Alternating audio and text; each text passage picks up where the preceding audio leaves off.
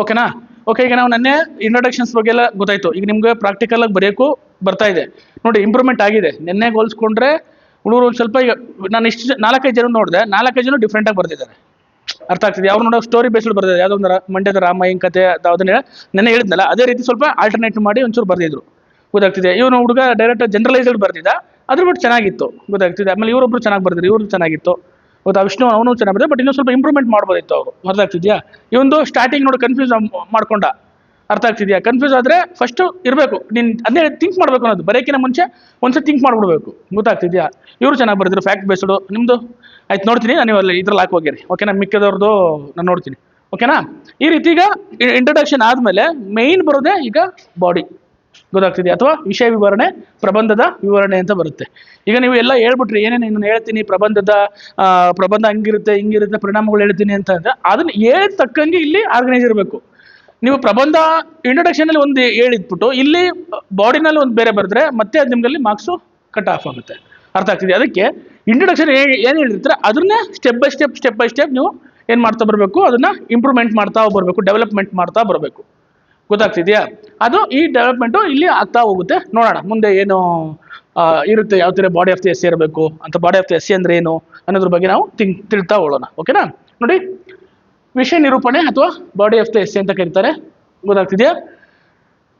ಇದೆಲ್ಲ body of the essay ಅಂತ ಬರೀಬಾರ್ದು, ವಿಷಯ ವಿವರಣೆ ಅಂತ ಬರೀಬಾರ್ದು. ನೀವು ಡೈರೆಕ್ಟಾಗಿ ಒಂದು ಲೈನ್ ಜಾಗ ಬಿಟ್ಬಿಟ್ಟು ನೆಕ್ಸ್ಟ್ ಇಂದ ಸ್ಟಾರ್ಟ್ ಮಾಡ್ಕೋಬೇಕು, ಓಕೆನಾ? ಇದನ್ನು ಪ್ರಬಂಧದ ಒಡಲು, ಜೀವಾಳ, ಶರೀರ ಎಂದು ಕರೆಯುತ್ತಾರೆ, ಗೊತ್ತಾಗ್ತಿದೆ? ಮೇನ್ ಇದು ಬಾಡಿ ಇದ್ದಂಗೆ. ಏಕೆಂದರೆ ಇದು ಪ್ರಬಂಧದ ಮುಖ್ಯ ಭಾಗ, ಇದೇ ಮೇನ್ ಪಾರ್ಟ್ ಈಗ, ಓಕೆನಾ? ನಾವು ವಿವರಿಸಬೇಕಾದ ವಿಷಯವನ್ನು ಖಚಿತವಾಗಿ ನಿಶ್ಚಿತ ರೂಪುರೇಷೆಗಳೊಂದಿಗೆ, ಪೂರ್ಣ ಮಾಹಿತಿಯೊಂದಿಗೆ ಸಂಪೂರ್ಣ ಮಾಹಿತಿನ ಕೊಡಬೇಕು. ವಿಮರ್ಶಾತ್ಮಕವಾಗಿ ಬರೆಯಬೇಕು, ಗೊತ್ತಾಗ್ತಿದೆಯಾ? ಅನಾಲಿಟಿಕಲ್ ತರ ಇರಬೇಕು.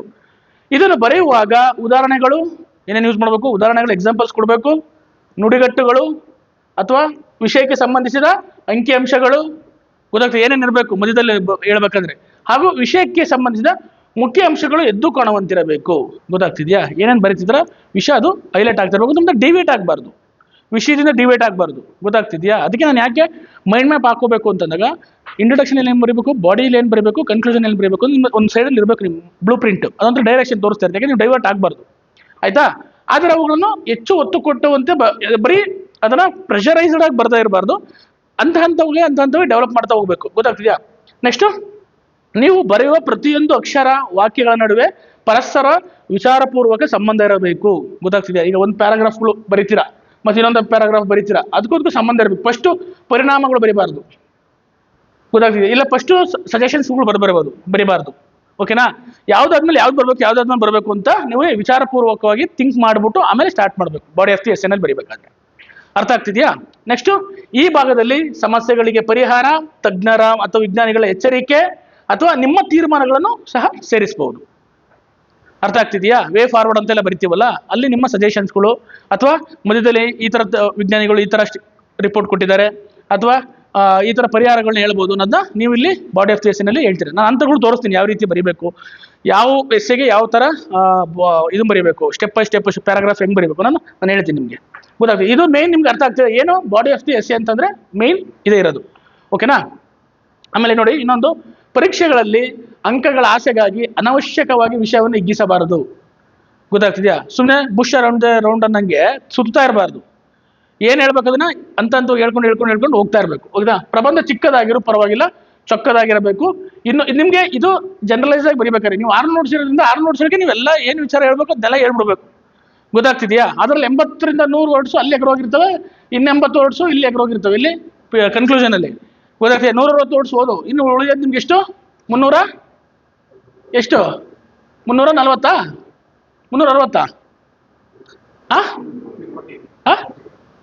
340 ಉಳಿಯಿತು ಅಲ್ವಾ? 340 ವರ್ಡ್ಸ್ಗಳಲ್ಲೇ ನೀವು ಬಾಡಿ ಆಫ್ ದಿ ಎಸ್ಸೆನ ಬರೀಬೇಕಾಗುತ್ತೆ, ಓಕೆನಾ? ಇದು ಪ್ರಬಂಧ ರಚನಾ ಹಂತದ ಪ್ರಮುಖ ಭಾಗವಾಗಿದ್ದು, ಈ ಭಾಗದಲ್ಲಿ ವಿಷಯದ ಪೂರ್ಣ ವಿವರವು ಸೂಕ್ತ ಅಂಕಿಅಂಶಗಳೊಂದಿಗೆ ಬರೆಯಲ್ಪಟ್ಟಿರಬೇಕು. ಪ್ರಬಲವಾದ ಅಥವಾ ಉತ್ತಮ ಪ್ರಬಂಧ ಉದಾಹರಣೆಗಳೊಂದಿಗೆ ಬೇರೆ ಬೇರೆ ವಾಕ್ಯ ಸಮೂಹಗಳಿಂದ ಕೂಡಿದ ವಿವರಣೆ ಇರಬೇಕು. ಆಯಾ ವಾಕ್ಯಗಳಲ್ಲಿ ಪ್ರಸ್ತಾಪಿತವಾದ ವಿಷಯದ ಏಕರೂಪತೆ ಇರುವಂತೆ ಜಾಗೃತೆ ವಹಿಸಬೇಕು, ಗೊತ್ತಾಗ್ತಿದೆಯಾ? ಅಂದ್ರೆ ನಾವೇನು ಎಸ್ಸೆ ಬರಿತಿದ್ವಿ ಅದ್ರ ರಿಲೇಟೆಡೇ ಇರಬೇಕು ಹೊರತು ಬೇರೆ ಬರೀಬಾರ್ದು. ವಿಷಯ ನಿರೂಪಣೆಯಲ್ಲಿ ಕಲಸು ಮೇಲೊಗರ ಅಂದ್ರೆ ಯಾವ್ದು ಫಸ್ಟ್ ಬರಬೇಕು, ಯಾವ್ದು ಸೆಕೆಂಡ್ ಬರಬೇಕು ಅಂತ ನಿಮ್ಗೆ ಗೊತ್ತಿರಬೇಕು. ಗೊತ್ತಾಗ್ತಿದ್ಯಾ? ಫಸ್ಟೇ ನೀವೇನಾದ್ರೂ ಪರಿಣಾಮಗಳು ಹೇಳಿದಾಗ, ಸಮಸ್ಯೆಗಳು ಹೇಳ್ದಲೆ ಪರಿಣಾಮಗಳು ಹೇಳಿದಾಗ ಪರಿಹಾರ ಹೇಳ್ದಲೆ ಮತ್ತೆ ಪರಿಣಾಮಗಳಾದ್ಮೇಲೆ ಪರಿಹಾರಗಳು ಬರೀಬೇಕು. ಅರ್ಥ ಆಗ್ತಿದ್ಯಾ? ಈಗ ಹಂತಗಳು ಬರ್ತಾ ಇರ್ಬೇಕು. ಮತ್ತೆ ಗೊಂದಲಿಂದ ಕೂಡಿದ ಬರವಣಿಗೆ ಬೇಡ, ಕನ್ಫ್ಯೂಸ್ ಆಗ್ಬಾರ್ದು. ಓದೋನ್ಗೆ ಏನ್ ಹೇಳ್ತವನಪ್ಪ ಅಂತ ಅವನಿಗೆ ಕನ್ಫ್ಯೂಸ್ ಆಗ್ಬಾರ್ದು. ಗೊತ್ತಾಗ್ತಿದ್ಯಾ? ಪರಸ್ಪರ ವಿರೋಧ ವಿಚಾರಗಳು ನುಸುಳಲು ಅವಕಾಶ ಕೊಡಬಾರದು. ಗೊತ್ತಾಗ್ತಿದ್ಯಾ? ಒಂದು ವಾಕ್ಯಕ್ಕೂ ಮತ್ತೊಂದು ವಾಕ್ಯದ ನಡುವೆ ವಿಚಾರಕ್ಕೂಪೂರ್ವವಾದ ಸಂಬಂಧವಿರಬೇಕಂತೆ ನೋಡಿಕೊಳ್ಳಬೇಕು. ಗೊತ್ತಾಗ್ತಿದೆಯಾ? ಈ ರೀತಿ ಉತ್ತಮ ರೀತಿಯ ವಿಷಯ ಪ್ರತಿಪಾದನೆ ಈ ಭಾಗದ ಮುಖ್ಯ ಉದ್ದೇಶವಾಗಿರೋದರಿಂದ ಸಮಗ್ರ ವಿಷಯ ವಿವರಣೆ ಹೈಲೈಟ್ ಆಗಿರಬೇಕು. ಗೊತ್ತಾಗ್ತಿದೆಯಾ? ಸಮಗ್ರವಾಗಿ ಆ ವಿಚಾರನ ಏನ್ ಮಾಡಬೇಕು, ನೀವು ಪ್ರಸ್ತುತ ಪಡಿಸ್ಬೇಕು. ಓಕೆ, ನೆಕ್ಸ್ಟ್ ವಿಷಯ ನಿರೂಪಣೆ ಬರೆಯೋದು ಹೇಗೆ? ಯೂಶುವಲ್ ಏನ್ ಮಾಡ್ತಾರೆ, ನಮ್ಮ ಎಲ್ಲಾ ಕಾಂಪಿಟೇಟಿವ್ ಎಕ್ಸಾಮ್ಸ್ಗಳಲ್ಲಿ ಮತ್ತೆ ಇದರಲ್ಲಿ ಒಂದು ಫಾರ್ಮೆಟ್ ಇದೆ. ಸಬ್ಮಿಟಿಂಗ್ಸ್ ಹಾಕಿ ಪ್ಯಾರಾಗ್ರಾಫ್ ವೈಸ್ ಬರೀತಾರೆ. ಗೊತ್ತಾಯ್ತಾ? ಈ ಬೇರೆ ಪ್ರಬಂಧಗಳು ಪ್ಯಾರಾಗ್ರಾಫ್ ವೈಸ್ ಇರಲ್ಲ. ನೀವು ನೋಡಿರ್ತೀರ ಬೇರೆ, ಅಂದ್ರೆ ಲೈಕ್ ನಾನು ಕಾಂಪಿಟೇಟಿವ್ ಎಕ್ಸಾಮ್ಸ್ ಬಿಟ್ಟು ಬೇರೆ ಪ್ರಬಂಧಗಳು ಇರ್ತಾವೆ ಗೊತ್ತಾ, ಅಲ್ಲಿ ಪ್ಯಾರಾಗ್ರಾಫ್ ಇರಲ್ಲ. ದೊಡ್ಡ ಏಕೆಂದ್ರೆ ಅಲ್ಲಿ ಲಿಮಿಟೇಷನ್ ಇರಲ್ಲ. ಗೊತ್ತಾಗ್ತಿದ್ಯಾ? ಅವ್ರಿಗೆ ಲಿಮಿಟೇಷನ್ ಇರಿದ್ರೆ ಪ್ಯಾರಾಗ್ರಾಫ್ ಮಾಡಲ್ಲ. ಮತ್ತೆ ಅವ್ರದ್ದು ಅಲ್ಲಿ ನಿಮ್ಗೆ ವಿಷಯನ ಅವ್ರಿಗೆ ಅರ್ಥ ಮಾಡಿಸ್ಬೇಕು ಅಂತಿರಲ್ಲ, ಒಂದು ಅವ್ರ ಕಥೆ ತರ ಹೇಳ್ಕೊಂಡು ಹೋಗಿರ್ತಾರೆ. ಗೊತ್ತಾಗ್ತಿದ್ಯಾ? ಹಂಗಾಗಿ ಇಲ್ಲಿ ನಾವು ಸ್ಟ್ಯಾಂಡರ್ಡ್ ಆಗಿ ಬರೀಬೇಕು ಅಂದ್ರೆ ನೀವು ಪ್ಯಾರಾಗ್ರಾಫ್ ಯೂಸ್ ಮಾಡೇ ಬರೀಬೇಕು. ಗೊತ್ತಾಗ್ತಿದ್ಯಾ? ಪಾಯಿಂಟ್ ವೈಸ್ ಯೂಸ್ ಮಾಡಿ ಯಾವುದೇ ಕಾರಣಕ್ಕೂ ಬರೀಬಾರ್ದು. ಅರ್ಥ ಆಗ್ತಾ ಇದೆಯಾ? ಇದು 100% ಕನ್ಫರ್ಮ್. ನೀವು ಯಾವುದೇ ಕಾರಣಕ್ಕೂ ಇದನ್ನ ಏನು ಪಾಯಿಂಟ್ ವೈಸ್ ಬರಿಬಹುದು, ಬುಲೆಟ್ ಪಾಯಿಂಟ್ಸ್ ಬರೀಲೇಬಾರ್ದು ಪ್ರಬಂಧದಲ್ಲಿ. ದೊಡ್ಡ ತಪ್ಪದು. ಗೊತ್ತಾಗ್ತಿದೆ? ನೀವೇನೇ ಹೇಳ್ತೀರಾ ಆ ಬುಲೆಟ್ ಪಾಯಿಂಟ್ಸ್ಗಳನ್ನ ಯೂಸ್ ಮಾಡಿ ಪ್ಯಾರಾಗ್ರಾಫ್ ಮಾಡಿ ಬರೀಲಿ ಒಂದು. ಅರ್ಥ ಆಗ್ತಿದೆಯಾ? ಅದು ಬಿಟ್ಟು ಬರೀಬಾರ್ದು. ನೆಕ್ಸ್ಟ್ ವಿಷಯ ನಿರೂಪಣೆ ಬರೆಯುವುದು ಹೇಗೆ ಅಂದ್ರೆ ಪ್ಯಾರಾಗ್ರಾಫ್ಗಳ ಸಂಖ್ಯೆ, ಪ್ಯಾರಾಗ್ರಾಫ್ಗಳ ಸಂಖ್ಯೆ ಮತ್ತು ಉದ್ದ, ಅನುಕ್ರಮಣೆ ಮತ್ತು ನೀವು ಏನು ಬರೆಯುತ್ತಿದ್ದೀರಿ ಮತ್ತು ಏನು ಹೇಳುತ್ತಿದ್ದೀರಿ ಎಂಬುದನ್ನು ತೋರ್ಪಡಿಸುತ್ತದೆ. ಪ್ಯಾರಾಗ್ರಾಫ್ ಏನ್ ತೋರಿಸುತ್ತೆ ಅಂದ್ರೆ ನೀವು ಆ ವಿಷಯನ ಏನೇನು ಹೇಳ್ತಿದ್ದೀರ ಅನ್ನೋದನ್ನ ತೋರಿಸುತ್ತೆ. ಗೊತ್ತಾಗ್ತಿದೆಯಾ? ಹಾ, ಎಸ್, ಅದನ್ನೇ ಕಂಟಿನ್ಯೂ ಬರೀಬೇಕು, ಕೊಟ್ಕೊಂತ ಹೋಗ್ಬೇಕು. ಗೊತ್ತಾಗ್ತಿದೆಯಾ? 1 2 3 ಡಾಟು, ಚುಕ್ಕಿ, ಬುಲೆಟು ಎಲ್ಲ ಹಾಕ್ಬಾರ್ದು. ಓಕೆನಾ? ಒಂದು ಪ್ಯಾರಾಗ್ರಾಫ್ ಈಗ ಏನ್ ಹೇಳ್ತೀರಾ ನೀವು, ಯಾವ್ದು ಬರೀಬೇಕು ಹೇಳಿ? ಎಕ್ಸಾಂಪಲ್ ಅಂತ ಹೇಳಿ, ಯಾವ್ದ್ರ ಬಗ್ಗೆ ಬರೀತಿದ್ರೆ ಹೇಳಿ. ರೈತರ ಸಮಸ್ಯೆಗಳು ಅಂತಂದ್ರೆ ರೈತರ ಸಮಸ್ಯೆಗಳು ಅಂತ ಹಾಕ್ಬಿಡಿ, ಮೈನ್ ಹೆಡ್ಡಿಂಗ್ ಅದು. ಆಯ್ತಾ? ಅದ್ರ ಕೆಳಗಡೆ ಇದು ಏನು ಮಾರುಕಟ್ಟೆ ಸಮಸ್ಯೆ, ಮಾರುಕಟ್ಟೆ ಒಂದು ಪ್ಯಾರಾಗ್ರಾಫ್, ಹವಾಮಾನ ಸಮಸ್ಯೆ, ಹವಾಮಾನದಲ್ಲಿ ಸಾಲ ಬಾಧೆ, ಆ ತರ ಹಾಕ್ಬೇಕು. ಗೊತ್ತಾಗ್ತಿದ್ಯಾ? ಹೇಳ್ತೀನಿ, ನಾನು ನಿಮ್ಗೆ ತೋರಿಸ್ತಾ ಬರ್ತೀನಿ, ಗೊತ್ತಾಗುತ್ತೆ ನಿಮ್ಗೆ. ಓಕೆನಾ? ಇಲ್ಲಿಯೇ ಪ್ರಬಂಧದ ಅರಿವು ಚಿತ್ರರೂಪಕದಲ್ಲಿ ಹೊರಬಹುದು. ಅಂದ್ರೆ ಅವನಿಗೆ ಒಂದು ಪಿಕ್ಚರ್ ನೋಡ್ದಂಗೆ ಇರ್ಬೇಕು. ನಿಮ್ದು ಪ್ರಬಂಧ ಓದ್ಕೊಂಡು ಹೋದ್ರೆ ಒಂದು ಪಿಕ್ಚರ್ ನೋಡ್ತಿದ್ದೀನಿ ಅನ್ನೋ ಫೀಲ್ ಬರಬೇಕು ಮೌಲ್ಯಮಾಪಕರಿಗೆ, ಕನ್ಫ್ಯೂಸ್ ಆಗಬಾರ್ದು. ಅರ್ಥ ಆಗ್ತಿದ್ಯಾ? ಇಲ್ಲಿ ತರ್ಕಗಳನ್ನು ಸುಸಂಬದ್ಧ ರೂಪದಲ್ಲಿ ಪ್ರಸ್ತುತಪಡಿಸಬೇಕು ಮತ್ತು ಅದು ಪ್ರಬಂಧದ ಪ್ರಧಾನ ಥೀಮ್ಗೆ ಹೊಂದಿಕೊಳ್ಳುವಂತಿರಬೇಕು. ಏನು ಥೀಮ್ ಇದೆ ಅಥವಾ ನಿಮ್ದು ಪ್ರಬಂಧ ಏನಿದೆ, ನೀವೇನೇ ಚರ್ಚೆ ಮಾಡ್ತಿದ್ರು ಅದಕ್ಕೆ ಸಂಬಂಧ ರಿಲೇಟಿವೇ ಇರಬೇಕು. ಗೊತ್ತಾಗ್ತಿದೆಯಾ? ಅದಕ್ಕೆ ಹೊಂದಿಕೊಳ್ಳುವಂತಿರಬೇಕು. ವಿಶೇಷವಾಗಿ ಪ್ರತಿ ಪ್ಯಾರಾಗ್ರಾಫ್ ಒಂದು ಪ್ರಧಾನ ಕಲ್ಪನೆ ಇಟ್ಟುಕೊಂಡು ಶುರುವಾಗಬೇಕು. ಅಂದ್ರೆ ನಾನು ಹೇಳಿದೀಗ ಪ್ಯಾರಾಗ್ರಾಫ್ ಹೇಳಿದ್ರಲ್ಲ, ಒಂದು ಪ್ಯಾರಾಗ್ರಾಫ್ ಸ್ಟಾರ್ಟ್ ಮಾಡ್ತಿದ್ದಾರೆ ಅಂದ್ರೆ ಅದು ಒಂದು ಇದಿರಬೇಕು. ಈಗ ಪರಿಣಾಮಗಳು ಅಂತ ಬರೆದ್ರೆ, ಪರಿಣಾಮಗಳು ಅಂತ ಒಂದು ಹೆಡ್ಡಿಂಗ್ ಹಾಕಿದ್ರಿ ಅನ್ಕೊಳ್ಳಿ, ರೈತರ ಸಮಸ್ಯೆ, ರೈತರ ಆತ್ಮಹತ್ಯೆಗೆ ಪರಿಹಾರಗಳು ಅಂತ ಬರೆದ್ರಿ ಅನ್ಕೊಳ್ಳಿ. ಆ ಪ್ಯಾರಾಗ್ರಾಫ್ ಅಲ್ಲಿ ರೈತರ ಸಮಸ್ಯೆಗಳಿಗೆ ಏನೇನಿದೆ ಅದನ್ನ ಮಾತ್ರ ಹೇಳ್ಬೇಕಷ್ಟೇ, ನೀವು ಬೇರೆ ಹೇಳಂಗಿಲ್ಲ. ಆಯ್ತಾ? ಇನ್ನೊಂದು ಪ್ಯಾರಾಗ್ರಾಫ್ ಬರೆದಾಗ ಆ ರೈತರ ಸಮಸ್ಯೆಗೆ ಪರಿಹಾರಗಳು ಅಂತ ಬರೆದಾಗ ಪರಿಹಾರದ ಬಗ್ಗೆನೇ ಹೇಳ್ಬೇಕು. ರೈತರ ಸಮಸ್ಯೆಗೆ ಸರ್ಕಾರ ಕೈಗೊಂಡ ಕ್ರಮಗಳು ಅಂದ್ರೆ ಸರ್ಕಾರ ಕೈಗೊಂಡ ಕ್ರಮಗಳ ಬಗ್ಗೆನೇ ಹೇಳ್ಬೇಕು. ಒಂದು ಹೆಡ್ಡಿಂಗು, ಒಂದು ಪ್ಯಾರಾ, ಒಂದು ಹೆಡ್ಡಿಂಗು, ಒಂದು ಪ್ಯಾರಾ, ಈ ತರ ಒಂದಷ್ಟು ಪ್ಯಾರಾಗಳನ್ನ ಬರೀಬೇಕು. ಎಷ್ಟು ಪ್ಯಾರಾ ಬರಬೇಕು, ಏನ್ ಬರೀಬೇಕು ಅಂತ ಮುಂದೆ ನೋಡೋಣ. ಓಕೆನಾ? ನೋಡಿ, ನೆಕ್ಸ್ಟ್ ವಿಷಯದ ಅನುಗುಣವಾಗಿ ಪ್ಯಾರಾಗ್ರಾಫ್ ಪ್ರತಿ ಗ್ಯಾರ ಒಂದು ಪ್ರಧಾನ ಕಲ್ಪನೆ ಇಟ್ಟುಕೊಂಡು, ಪ್ರಧಾನ ಕಲ್ಪನೆ ಅಂದ್ರೆ ಅದೇನೆ, ಅಂದ್ರೆ ನೀವೇನು ಒಂದು ಪರಿಹಾರಗಳು ಹೇಳ್ತೀರಾ ಅದ್ರ ಬಗ್ಗೆನೇ ಇರಬೇಕು ಅಂತ ಶುರುವಾಗಬೇಕು. ಆದರೆ ಆ ಪ್ಯಾರಾದಲ್ಲಿ ನೀವು ಯಾವ ಆಯಾಮದಲ್ಲಿ ಏನೇನು ಹೇಳ್ತಿದ್ದೀರಿ ಎಂಬುದನ್ನು ಸ್ಪಷ್ಟವಾಗಿರ್ತಿರಬೇಕು. ನಾವು ಅದ್ರ ಬಗ್ಗೆ ಏನು ಹೇಳ್ತಿದ್ದೀವಿ, ಪರಿಹಾರ ಹೇಳ್ತಿದೀವ, ಕಾರಣ ಹೇಳ್ತಿದೀವ, ಅಥವಾ ಉಪಯೋಗ ಹೇಳ್ತಿದೀವ, ದುರುಪಯೋಗ ಹೇಳ್ತಾ ಇದೀವ, ಅದ್ರ ಬಗ್ಗೆ ಗೊತ್ತಿರಬೇಕು. ಓಕೆನಾ? ನಂತರದಲ್ಲಿ ನೀವು ಆ ಕಲ್ಪನೆಯನ್ನು ಇನ್ನಷ್ಟು ವಿಸ್ತಾರಗೊಳಿಸಬಹುದು. ಅದನ್ನ ಒಂದು ಪ್ಯಾರಾಗ್ರಾಫ್ ಸ್ಟಾರ್ಟ್ ಮಾಡಿ ಅದನ್ನ ಫುಲ್ ಡೀಟೇಲ್ ಆಗಿ ಅದನ್ನ ಎಂಡ್ ಮಾಡ್ಬೇಕು, ಇಲ್ಲಿಗೆ ಮುಗೀತದ್ರದ್ದು. ನೆಕ್ಸ್ಟ್ ಮುಂದಕ್ಕೆ ಹೋಗೋಣ. ಓಕೆ, ನಂತರದಲ್ಲಿ ಸಂಬಂಧ ಉದಾಹರಣೆಗಳು, ಅಂಕಿಅಂಶಗಳನ್ನ ಪ್ರಸ್ತುತಪಡಿಸಿ ಯಾವ್ದಾದ್ರು ಇದು ಏನು ಕೇಸ್ ಸ್ಟಡಿ ಆಗಿರ್ಬೋದು, ಸರ್ಕಾರದ ಉಪಕ್ರಮಗಳು, ಕೊಟೇಶನ್ಗಳು, ಡಾಕ್ಯುಮೆಂಟ್ರಿಗಳು ಏನಾರು ಹಾಕಿ ಅದರಲ್ಲಿ ನೀವು ಬರಿಬೇಕಾದ್ರೆ ಪ್ಯಾರಾಗ್ರಾಫಲ್ಲಿ ಬರೀ ಪ್ಯಾರಾಗ್ರಾಫಲ್ಲಿ ಇರ್ಬೇಕಷ್ಟೇ. ಪ್ರಧಾನ ಕಲ್ಪನೆಗೆ ಅನುಗುಣವಾಗಿ ಮಂಡಿಸತಕ್ಕ ಇದೆಲ್ಲ ನಿಮ್ಗೆ ಅರ್ಥ ಆಯ್ತು ಅಂದ್ಕೊಳ್ತೀನಿ. ಈಗ ಎಕ್ಸಾಂಪಲ್ ಒಂದು ನೋಡ್ರಿ ಬೇಕಾರೆ. ಈಗ ಒಂದು ಬಾಲಕಾರ್ಮಿಕತೆ ಅಪರಾಧವೋ ಅಪರಾಧವಲ್ಲವೋ ಅಂತ ಇದು ಒಂದು ಏನು ಪ್ರಬಂಧ. ಇದು ಬರಿಬೇಕಾರೆ ಈ ಪ್ರಬಂಧದಲ್ಲಿ ಬಾಲಕಾರ್ಮಿಕತೆಗೆ ಕಾರಣ, ಪರಿಣಾಮ, ಪರಿಹಾರಗಳು, ಸರ್ಕಾರ ಕೈಗೊಂಡ ಕ್ರಮಗಳು, ಕಾನೂನುಗಳು, ಇಷ್ಟು ಪ್ಯಾರಾಗ್ರಾಫ್ ಬರಿಬೇಕು ನೀವು. ಅರ್ಥ ಆಗ್ತಿದ್ಯಾ? ಈಗ ಬಾಲಕಾರ್ಮಿಕತೆ ಅಪರಾಧವಲ್ಲ ಅಂತಂದ್ರೆ ನೀವು ಸ್ಟೆಪ್ ಏನ್ ಮಾಡ್ಬೇಕಂತಂದ್ರೆ ಇಷ್ಟೂ ಸಹ ಇರಬೇಕು ನಿಮಗೆ. ಇವನ್ನ ಪ್ರತಿಯೊಂದು ಹೆಡ್ಡಿಂಗ್ ಮಾಡಿ ಅದಕ್ಕೆ ಒಂದೊಂದು ಪ್ಯಾರಾಗ್ರಾಫ್ನ ಬರಿತಾ ಹೋಗ್ಬೇಕು. ಅರ್ಥ ಆಗ್ತಿದ್ಯಾ? ಕನ್ಫ್ಯೂಸ್ ಏನಾರು ಆಗ್ತಿದೆಯಾ? ಇಲ್ಲ ತಾನೆ? ಓಕೆ. ಈ ಹಂತದಲ್ಲಿ ನಾವು ಬಾಲಕಾರ್ಮಿಕರ ಸಮಸ್ಯೆಯನ್ನು ಪರಿಹರಿಸುವಲ್ಲಿ ಏನಾದರೂ ಕ್ರಮ ವಹಿಸಿದ್ದೇವೆ ಎಂಬುದನ್ನು ಕೂಡ ನಾವು ಚರ್ಚೆ ಮಾಡಬೇಕು. ಓಕೆನಾ? ಹೋಗೋಣ ಅದು ಮುಂದೆ. ಅದೇ ನಾನು ಅದನ್ನು ಬರ್ದಿದ್ದೀನಿ. ಇಷ್ಟೇ. ಹೆಂಗ್ ಸ್ಟಾರ್ಟ್ ಮಾಡಿದೀಗ ಒಂದು ಇಂಟ್ರೊಡಕ್ಷನ್ ಆಯ್ತು. ಅದಕ್ಕೆ ಇಂಟ್ರೊಡಕ್ಷನ್ ಆದ್ಮೇಲೆ ಈ ರೀತಿ ಸ್ಟಾರ್ಟ್ ಮಾಡ್ಬಿಡ್ಬೇಕು ಇದನ್ನ. ಗೊತ್ತಾಗ್ತಿದ್ಯಾ? ಬಾಲಕಾರ್ಮಿಕ ನಿಮ್ಗೆ ಇದನ್ನು ಅರ್ಥ ಆಗ್ತಿಲ್ಲ ಅಂದ್ರೆ ನೆಕ್ಸ್ಟ್ ಸ್ಲೈಡ್ ತೋರಿಸ್ತೀನಿ, ನಿಮ್ಗೆ ಗೊತ್ತಾಗುತ್ತೆ. ಹೆಂಗೆ ಇನ್ನೊಂದು ಎಕ್ಸಾಂಪಲ್ ಗೊತ್ತಾಗುತ್ತೆ ನಿಮಗೆ. ಓಕೆನಾ? ಎಕ್ಸಾಂಪಲ್ ನೋಡಿ ಇಲ್ಲಿ ತೋರಿಸ್ತೀನಿ. ಈಗ ಸಬ್ ಹೆಡಿಂಗ್ಸ್ ಹೆಂಗೆ ಯೂಸ್ ಮಾಡೋದು ಅಂತ ಹೇಳ್ತೀನಿ. ಮೇನ್ ಸಬ್ ಹೆಡಿಂಗ್ಸ್ ಮೇಲೆ ನಿಮ್ದು ಬಾಡಿ ಆಫ್ ದಿ ಎಸ್ಸೆ ಇರೋದು. ಅದಕ್ಕೆ ಸಬ್ ಹೆಡಿಂಗ್ಸ್ ಯೂಸ್ ಮಾಡಲೇಬೇಕು, ಸಬ್ ಹೆಡಿಂಗ್ಸ್ ಬರೀಲೇಬೇಕು. ಕೆಲವರು ಸಬ್ ಹೆಡಿಂಗ್ಸ್ ಬರ್ದಿಲ್ಲ. ಇಲ್ಲ, ಎಷ್ಟೋ ಜನ ತುಂಬ ಜನ ಹಳೆ ಫಸ್ಟ್ ಎಲ್ಲ ಬರ್ದ್ರಲ್ಲ ಪ್ರಬಂಧಗಳು, ಸಬ್ ಹೆಡಿಂಗ್ಸ್ ಯೂಸ್ ಮಾಡಿಲ್ಲ. ಬಟ್ ಇವತ್ತಿನ ತಿಳ್ಕೊಳ್ಳಿ, ನೀವೇನೇ ಪ್ರಬಂಧ ಬರೆದ್ರು ಬಾಡಿ ಆಫ್ ದಿ ಎಸ್ಸೆ ಬರೀತಿದ್ದೀರಾ ಅಂತಂದ್ರೆ ಏನಿರಬೇಕು? ಸಬ್ ಹೆಡಿಂಗ್ಸು ಇರಬೇಕು. ಗೊತ್ತಾಗ್ತಿದ್ಯಾ? ನೋಡೋಣ ಸಬ್ ಹೆಡಿಂಗ್ಸ್ನ ಯಾವ ರೀತಿ ಇರಬೇಕು ಅನ್ನೋದ್ರ ಬಗ್ಗೆ. ಉಪಶೀರ್ಷಿಕೆ ಅಂತ ಕರೀತಾರೆ ಕನ್ನಡದಲ್ಲಿ ಸಬ್ ಹೆಡಿಂಗ್ಸ್. ಹೆಡ್ಡಿಂಗ್ ಬೇರೆ, ಸಬ್ ಹೆಡಿಂಗ್ಸ್ ಬೇರೆ. ಗೊತ್ತಾಗ್ತೀರಾ? ಸಬ್ ಹೆಡಿಂಗ್ಸ್ ಉಪಶೀರ್ಷಿಕೆಗಳು ಪ್ರಬಂಧವನ್ನು ಸಂಘಟಿತವಾಗಿಡುತ್ತವೆ. ಓದುಗರಿಗೆ, ಪರೀಕ್ಷಕರಿಗೆ ವಿಷಯವನ್ನು ಸುಲಭವಾಗಿ ಗ್ರಹಿಸಲು ಸಹಾಯ ಮಾಡುತ್ತದೆ. ಏನ್ ಹೇಳ್ತಾವನಪ್ಪ ಈ ಸಬ್ ಹೆಡಿಂಗ್ಸ್ ಹಾಕ್ಬಿಟ್ಟು ಬರೆದ್ರೆ ಇವ್ನು ಏನ್ ಹೇಳ್ತಾನೆ ಅಂತ ಅವ್ರು ಕ್ಲಿಯರ್ ಪಿಕ್ಚರ್ ಗೊತ್ತಾಗೋಗ್ಬಿಡುತ್ತೆ. ಅವ್ನು ತಡ್ಕೊಳ್ಳೋದು ಅವಶ್ಯಕತೆ ಇಲ್ಲ. ಏನ್ ಬರ್ದಾನೆ ಅವ್ನು ಅವನಿಗೆ ನೀನು ಡೈರೆಕ್ಟ್ ನೀನೇ ತೋರಿಸ್ಕೊಡ್ತೀಯ. ನಾನು ಇದನ್ನ ಹೇಳ್ತಾ ಇದ್ದೀನಿ, ನಾನು ಇದನ್ನ ಹೇಳ್ತಾ ಇದ್ದೀನಿ, ನಾನು ಪರಿಹಾರ ಹೇಳ್ತಾ ಇದ್ದೀನಿ, ನಾನು ಕಾರಣಗಳು ಹೇಳ್ತಾ ಇದ್ದೀನಿ, ನಾನು ಸಮಸ್ಯೆಗಳು ಹೇಳ್ತಾ ಇದ್ದೀನಿ, ನಾನು ಉಪಯೋಗ ಹೇಳ್ತಾ ಇದ್ದೀನಿ, ನಾನು ದುರುಪಯೋಗಗಳನ್ನ ಹೇಳ್ತಾ ಇದ್ದೀನಿ, ಸರ್ಕಾರ ಕೈಗೊಂಡ ಕ್ರಮಗಳು ಹೇಳ್ತಾ ಇದ್ದೀನಿ, ವೇ ಫಾರ್ವರ್ಡ್ ಹೇಳ್ತಾ ಇದ್ದೀನಿ, ನಾನು ಅರ್ಥ ಆಗ್ತಿದ್ಯಾ? ರೀಸನ್ಸ್ ಹೇಳ್ತಾ ಇದ್ದೀನಿ. ಇದು ಅವನಿಗೆ ಕ್ಲಿಯರ್ ಆಗಿ ಗೊತ್ತಾಗೋಗ್ಬಿಡುತ್ತೆ ಒಂದು ಹೆಡ್ಡಿಂಗ್ ಹಾಕ್ಬಿಟ್ಟು ಬರೆದ್ರೆ. ಓಕೆನಾ? ವಿಷಯದ ವ್ಯಾಯಾಮ ಆಯಾಮಗಳನ್ನು ಸ್ಪಷ್ಟವಾಗಿ ಪ್ರಸ್ತುತಪಡಿಸಲು ಸಹಾಯ ಆಗುತ್ತೆ. ಈಗ ನೀವೊಂದು ಪ್ರಬಂಧ ಬರೆದು ಮಲ್ಟಿ ಡೈಮೆನ್ಷನ್ ಕೊಡ್ತೀವಿ. ರಾಜಕೀಯವಾಗಿ ಹೆಂಗೆ ಕಾರಣ ಇರ್ಬೋದು, ಪರಿಸರಾತ್ಮಕವಾಗಿ, ಆರ್ಥಿಕವಾಗಿ, ಸಾಮಾಜಿಕವಾಗಿ, ಅಲ್ವಾ? ಅವನ್ನ ನೀವು ಹೆಡ್ಡಿಂಗ್ ಮುಖಾಂತರ ಹಾಕೋದ್ರಿಂದ ಏನಾಗುತ್ತೆ, ಅವನಿಗೆ ಕ್ಲಾರಿಟಿ ಸಿಗುತ್ತೆ. ಓ, ಇವನ್ನೆಲ್ಲ ಡೈಮೆನ್ಷನ್ ಎಕ್ಸ್ಪ್ಲೇನ್ ಮಾಡಿದ್ದಾನೆ. ನೀವು ಅದನ್ನೇ ರ್ಯಾಂಡಮ್ ಸುಮ್ಮನೆ ಏನೋ ಹೆಡ್ಡಿಂಗ್ ಬರ್ಸ್ಕೊಂಡು ಹೋದ್ರೆ ಅವ್ನಿಗೆ ಯಾವ್ದು ಎಲ್ಲಿ ಹೇಳಿದೆ ಅಂತ ಅವ್ನು ಹುಡ್ಕೊಂಡು ಕುತ್ಕೊಳಕ್ ಆಗಲ್ಲ. ನೀವು ಅವನಿಗೆ ತೋರಿಸ್ಕೊಡ್ಬೇಕು, ನಾನು ಇದನ್ನು ಬರ್ದಿದ್ದೀನಿ, ನಾನು ಇದನ್ನು ಬರ್ದಿದ್ದೀನಿ ಅಂತ. ಅದೇ ಪ್ರೆಸೆಂಟೇಷನ್. ಅರ್ಥ ಆಗ್ತಿದೆಯಾ? ವಿಷಯ ಬರ್ದಿರ್ತೀರಾ, ಬಟ್ ಅದನ್ನ ನೀಟಾಗಿ ಎಕ್ಸ್ಪ್ಲೇನ್ ಅವನಿಗೆ ತೋರಿಸ್ಕೊಡ್ಬೇಕು, ಅನುಕೂಲಕವಾಗಿರುತ್ತದೆ. ಉಪಶೀರ್ಷಿಕೆಗಳನ್ನು ಉಪಯೋಗಿಸುವುದರ ಮೂಲಕ ಮುಂದಿನ ಪ್ಯಾರಾದಲ್ಲಿ ಏನಿರಲಿದೆ ಎಂಬುದನ್ನು ಸಂಕ್ಷೇಪವಾಗಿ ಓದುಗನಿಗೆ ಮನಮಟ್ಟು ಮಾಡಿಕೊಡ್ಬೋದು. ಈಗ ನಾನು ಹೇಳಿದೆ, ನಾಲ್ವಡಿ ಕನ್ನಡಿಗರ ವೈರಮುಡಿ ಅಂತ ಹೇಳಿದ್ವಿ ಅಲ್ವಾ? ಕನ್ನಡಿಗರ ವೈರಮುಡಿ ಅಂತ ಇತ್ತು. ಈ ಹೆಡ್ಡಿಂಗ್ ಸಬ್ ಹೆಡ್ಡಿಂಗ್ ನೋಡ್ತಿದ್ದಂಗೆ ನಿಮ್ಗೆ ಗೊತ್ತಾಗೋಗ್ಬಿಡುತ್ತೆ ಏನ್ ಹೇಳ್ತಾ ಇದೀವಿ ನಾವು. ನಾಲ್ವಡಿ ಕೃಷ್ಣರಾಜ ಸಾಧನೆಗಳನ್ನ ಹೇಳ್ತಾ ಇದೀವಿ ಅಂತ ಅವ್ರಿಗೆ ಕ್ಲಿಯರ್ ಆಗಿ ಗೊತ್ತಾಗೋಗ್ಬಿಡುತ್ತೆ. ಆಮೇಲೆ ನೀವು ಬೇಕಾದ್ರೆ ಆ ಒಂದು ಪ್ಯಾರಾಗ್ರಾಫ್ ಅಲ್ಲಿ ನಾಲ್ವಡಿ ಕೃಷ್ಣರಾಜ ಒಡೆಯರ ಒಂದು ಏನಾದ್ರು ಸಾಧನೆಗಳನ್ನ ಬೇಕಾದ್ರೆ ನೀವು ಬರಿತಾ ಹೋಗ್ಬೋದು. ಗೊತ್ತಾಗ್ತಿದ್ಯಾ ಯಾಕೆ ಸಬ್ ಹೆಡ್ಡಿಂಗ್ ಯೂಸ್ ಮಾಡಬೇಕು ಅನ್ನೋದು? ಅರ್ಥ ಆಗ್ತಿದ್ಯಾ? ಸಬ್ ಹೆಡ್ಡಿಂಗ್ ಯೂಸ್ ಮಾಡಲೇಬೇಕು, ಕಂಪಲ್ಸರಿ. ಅರ್ಥ ಆಗ್ತಿದ್ಯಾ? ಓಕೆ. ನೆಕ್ಸ್ಟ್ ಅಂದ್ರೆ ಲೈಕ್ ಕೆಲವು UPSC ಎಸ್ಸೆಗಳಲ್ಲಿ ಯೂಸ್ ಮಾಡಿರಲ್ಲ ಸಬ್ ಹೆಡ್ಡಿಂಗ್ಸ್. ಯಾಕೆಂದ್ರೆ ಅದು ಆ ತರ ಇರುತ್ತೆ. ಫಿಲಾಸಫಿಕಲ್ ಎಸ್ಸೆಗಳಲ್ಲಿ ಸಬ್ ಹೆಡ್ಡಿಂಗ್ ಯೂಸ್ ಮಾಡೋ ಅವಶ್ಯಕತೆ ಇರಲ್ಲ, ಬಟ್ ಪ್ಯಾರಾಗ್ರಾಫ್ ಅಂತೂ ಇರುತ್ತೆ. ಅರ್ಥ ಆಗ್ತಿದ್ಯಾ? ಒಂದು ಪ್ಯಾರಾಗ್ರಾಫ್ ಇರಬೇಕು ನೀವು ಬರೀ ಎಸ್ಸೆಗಳಲ್ಲಿ 600 words ಅಲ್ಲಿ. ಆಮೇಲೆ ಇನ್ನೇನಿರಬೇಕು?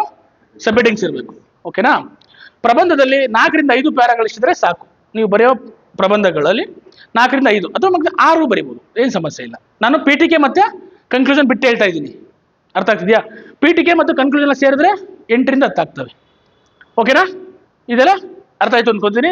ಒಂದು ಬಾಡಿ ಆಫ್ ದಿ ಎಸ್ಸೆ ಇರಬೇಕಾದ್ರೆ ಏನಿರಬೇಕು? ಪ್ಯಾರಾಗ್ರಾಫ್ ವೈಸ್ ಬರೀಬೇಕು, ಸಬ್ ಹೆಡ್ಡಿಂಗ್ಸ್ ಹಾಕ್ಬೇಕು. ಆ ಸಬ್ ಹೆಡ್ಡಿಂಗ್ಸ್ ಹೆಂಗಿರ್ಬೇಕು ಅಂತಂದ್ರೆ ಆ ವಿಷಯ ಏನ್ ಹೇಳ್ತಿದೆ ಅನ್ನೋದ್ರ ಬಗ್ಗೆ ಗಮನ ಇರಬೇಕು. ಗೊತ್ತಾ? ಮತ್ತೆ ಸಬ್ ಹೆಡ್ಡಿಂಗ್ಸು ಕ್ಯಾಚಿ ಆಗಿರ್ಬೇಕು, ತುಂಬಾ ಚೆನ್ನಾಗಿರ್ಬೇಕು. ಗೊತ್ತಾ? ಸುಮ್ಮನೆ ನಾರ್ಮಲ್ ಎಲ್ಲರೂ ಬರ್ದಂಗೆ ಪರಿಣಾಮಗಳು, ಕಾರಣಗಳು ಅಂತ ಬರಿಬೇಡಿ ನೀವು. ಅರ್ಥ ಆಗ್ತಿದೆ? ಏನಾದ್ರು ಡಿಫ್ರೆಂಟ್ ಆಗಿ ಥಿಂಕ್ ಮಾಡಿ ಬರೀರಿ ಅದ್ರ ಬಗ್ಗೆ.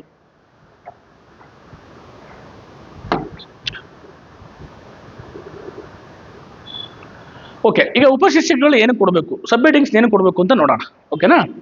ಸಬ್ ಹೆಡ್ಡಿಂಗ್ಸ್ ಇಂಪಾರ್ಟೆಂಟ್. ಯಾಕೆಂದ್ರೆ ಉಪಶೀರ್ಷಿಕೆಗಳ ಪ್ರಾಮುಖ್ಯತೆ ಆರ್ಗನೈಸ್ಡ್ ಆಗಿ ಬರೀಬಹುದು. ನೀವು ಒಂದು ಪ್ರಬಂಧನ ಆರ್ಗನೈಸ್ಡ್ ಆಗಿ ಬರೀಬಹುದು. ಕಾರಣಗಳು, ಪರಿಹಾರಗಳು, ಸಮಸ್ಯೆಗಳು ಅಂತ ಆರ್ಗನೈಸ್ ಆಗಿರುತ್ತೆ. ಪ್ರಬಂಧದ ಆಲೋಚನೆಗಳನ್ನು ತಾರ್ಕಿಕವಾಗಿ ವಿಂಗಡಿಸುತ್ತದೆ. ಓದುಗರಿಗೆ ವಿಷಯದ ಅರಿವನ್ನು ಅರ್ಥ ಮಾಡಿಕೊಳ್ಳಲು ಸಹಾಯ ಆಗುತ್ತೆ. ಅವನಿಗೆ ಅರ್ಥ ಮಾಡ್ಕೊಳ್ಳೋಕೆ ಈಸಿ ಆಗುತ್ತೆ. ಸ್ಪಷ್ಟತೆ, ಕ್ಲಾರಿಟಿ ಸಿಗುತ್ತೆ. ಏನೇನು ಬರ್ದಿದೆ ಅಂತ ಕ್ಲಾರಿಟಿ ಸಿಗುತ್ತೆ ನಿಮಗೆ. ಪ್ರತಿಯೊಂದು ಆಯಾಮವನ್ನು ಒಂದು ಉಪಶೀರ್ಷಿಕೆಯಲ್ಲಿ ಸ್ಪಷ್ಟವಾಗಿ ವಿವರಿಸಬಹುದು. ನಾನು ಹೇಳಿದೆ ರಾಜಕೀಯವಾಗಿ, ಆರ್ಥಿಕವಾಗಿ ಅಂತ ಏನು ಒಂದು ಶೀರ್ಷಿಕೆ ಹಾಕಿ ಕೊಡ್ತೀಯಲ್ಲ, ಅದು ನಿಮ್ಮ ಸ್ಪಷ್ಟವಾಗಿ ನಿಮ್ಮ ಆ ಆಯಾಮವನ್ನು ವಿವರಿಸುತ್ತೆ. ರಾಜಕೀಯವಾಗಿ ಅಂತ ಬರ್ದಾಗ ನೀನು ರಾಜಕೀಯದಿಂದ ಏನೇ ಪ್ರಾಬ್ಲಮ್ ಆಗ್ತಿದೆ ಅಥವಾ ರಾಜಕೀಯ ಆಯಾಮಗಳನ್ನು ಮಾತ್ರದಲ್ಲಿ ಕೊಟ್ಟಿರ್ತೀಯ, ಅಲ್ಲಿ ಎನ್ವೈರನ್ಮೆಂಟ್ ರಿಲೇಟೆಡ್ ಏನಿರಲ್ಲ, ಅವ್ನಿಗೆ ಗೊತ್ತಾಗುತ್ತೆ. ಅರ್ಥ ಆಗ್ತಿದೆಯಾ ಓದೋನಿಗೆ? ನೆಕ್ಸ್ಟ್ ಗೊಂದಲವನ್ನು ತಪ್ಪಿಸುತ್ತದೆ. ನೆಕ್ಸ್ಟ್ ಪರೀಕ್ಷಕರ ಗಮನ ಸೆಳೆಯುತ್ತದೆ. ಉಪಶೀರ್ಷಿಕೆಗಳು ಪರೀಕ್ಷಕರಿಗೆ ಮುಖ್ಯ ಅಂಶಗಳನ್ನು ತ್ವರಿತವಾಗಿ ಗುರುತಿಸಲು ಸಹಾಯ ಮಾಡುತ್ತದೆ ಅಂತ ಹೇಳಿದೆ. ಅವನಿಗೆ ನೀವು ತೋರಿಸ್ಕೊಡ್ಬೇಕು, ಇಂಪಾರ್ಟೆಂಟ್ ವರ್ಡ್ಸ್ಗಳನ್ನ ನೀವು ತೋರಿಸ್ಕೊಡ್ಬೇಕು, ಏನು ಇಂಪಾರ್ಟೆಂಟ್ ಅನ್ನೋದನ್ನ ತೋರಿಸ್ಕೊಡ್ಬೇಕು. ಅವಾಗ ನೀವು ಈ ಥರ ಸಬ್ ಹೆಡ್ಡಿಂಗ್ಸ್ ಆಗಿ ಬರೆಯೋದ್ರಿಂದ ನಿಮಗೆ ಈಸಿಯಾಗಿ ಅರ್ಥ ಆಗುತ್ತೆ. ಉತ್ತಮ ರಚನೆಗೆ ಹೆಚ್ಚಿನ ಅಂಕಗಳನ್ನು ಗಳಿಸಬಹುದು. ಈ ತರ ಉತ್ತಮ ರಚನೆ ಮಾಡೋದ್ರಿಂದ ಒಳ್ಳೆ ಅಂಕಗಳು ಬರುತ್ತೆ. ಮತ್ತೆ ಸಮಯ ಉಳಿತಾಯ ಆಗುತ್ತೆ ನಿಮಗೆ. ಸಬ್ ಹೆಡ್ಡಿಂಗ್ಸ್ ಆಗಿ ಬರೆಯೋದ್ರಿಂದ ಅವನಿಗೆ ಮೌಲ್ಯಮಾಪನಕ್ಕೂ ಸಮಯ ಉಳಿಯುತ್ತೆ, ನಿಮಗೂ ಸಮಯ ಉಳಿಯುತ್ತೆ. ನೀಟಾಗಿ ಅವನಿಗೆ ಮಾರ್ಕ್ಸ್ ಕೊಡೋಕೆ ಈಸಿ ಆಗುತ್ತೆ. ಎಲ್ಲ ಆಯಾಮಗಳು ಬರ್ದಿದ್ದಾನ, ಓಕೆ ಸೂಪರ್ ಅಂತ ಅಂದ್ಬಿಟ್ಟು ಮಾರ್ಕ್ಸ್ ಕೊಡೋಕ್ಕೆ. ಓಕೆನಾ. ಈ ರೀತಿ ಉಪಶೀರ್ಷಿಕೆಗಳು ಇಂಪಾರ್ಟೆಂಟ್. ಈಗ ಎಕ್ಸಾಂಪಲ್ ನೋಡೋಣ ಯಾವ ರೀತಿ ಉಪಶೀರ್ಷಿಕೆಗಳು ಇರಬೇಕು. ಎಕ್ಸಾಂಪಲ್ ನೋಡಿ, ನಾನು ಕ್ರಿಪ್ಟೋ ಕರೆನ್ಸಿಯ ಬೆಳವಣಿಗೆ ಅಂತ ಟಾಪಿಕ್ ತಗೊಂಡಿದ್ದೀನಿ. ಈ ಕ್ರಿಪ್ಟೋ ಕರೆನ್ಸಿಯ ಬೆಳವಣಿಗೆ ತಗೊಂಡಾಗ ಏನೇನು ಇರಬೇಕು, ಸಬ್ಹೆಡಿಂಗ್ಸ್. ಈ ಸಬ್ಹೆಡಿಂಗ್ಸ್ ಅಲ್ಲಿ ನೀವು ಎಕ್ಸ್ಪ್ಲೇನ್ ಮಾಡ್ತಾ ಹೋಗಿ. ಒಂಥರ ಸ್ಕೆಲಿಟನ್ ಇದ್ದಂಗೆ ನೋಡ್ರಿ, ಒಂದು ಸ್ಕೆಲಿಟನ್ ಇದ್ದಂಗೆ ಗೊತ್ತಾಗ್ತಿದೆಯಾ, ಈ ತರ ಸ್ಕೆಲಿಟನ್ ಇದ್ದಂಗೆ. ಇದು ಇಂಟ್ರೊಡಕ್ಷನ್ ಬರೀತೀರಾ, ಇದು ಕನ್ಕ್ಲೂಷನ್ ಅಥವಾ ಉಪಸಂಹಾರ ಅಂತ ಏನಿರುತ್ತೆ ಅದು ಬರ್ತದೆ.